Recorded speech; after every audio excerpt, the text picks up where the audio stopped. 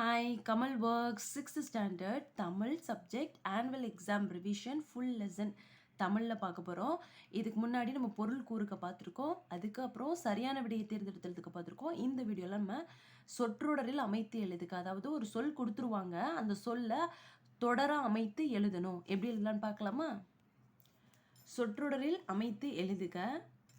ஆலோசனைன்னு ஒரு சொல் கொடுத்துட்டாங்க. இதை நம்ம தொடர அமைச்சு எழுதணும். எப்படி எழுதலான்னு பார்க்கலாம்.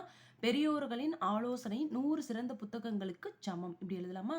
அடுத்து நம்பர் 2, பாதுகாக்க. சுற்றுச்சூழலை பாதுகாக்க நாம் செல்லும் பொதுவிடங்களில் தூய்மையை பின்பற்ற வேண்டும். நம்பர் 3, மாற்றம். பல யுகங்களாக மாற்றம் ஒன்றே மாறாதது. நம்பர் 4, ஆடம்பரம்.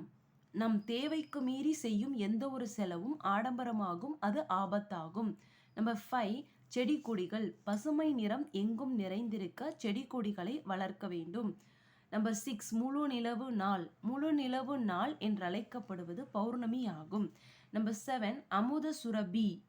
அல்ல அல்ல குறையாத அட்சய பாத்திரத்தை அமுத சுரபி என்பர். நல்லறம்.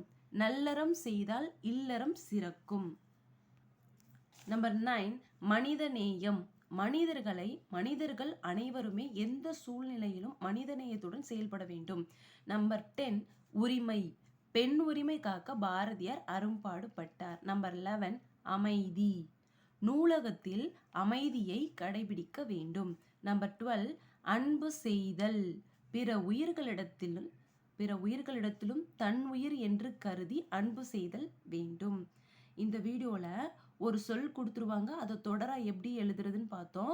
மொத்தம் தமிழ் சப்ஜெக்டில் எல்லா லெசனும் சேர்த்து மொத்தம் 12 சொற்றொடர்கள் அமைத்து எழுதுக இருந்துச்சு. 12ஐயும் பார்த்தோம். அடுத்த வீடியோவில் நம்ம கலை சொற்கள் என்னென்னு பார்க்கலாம். பாய்.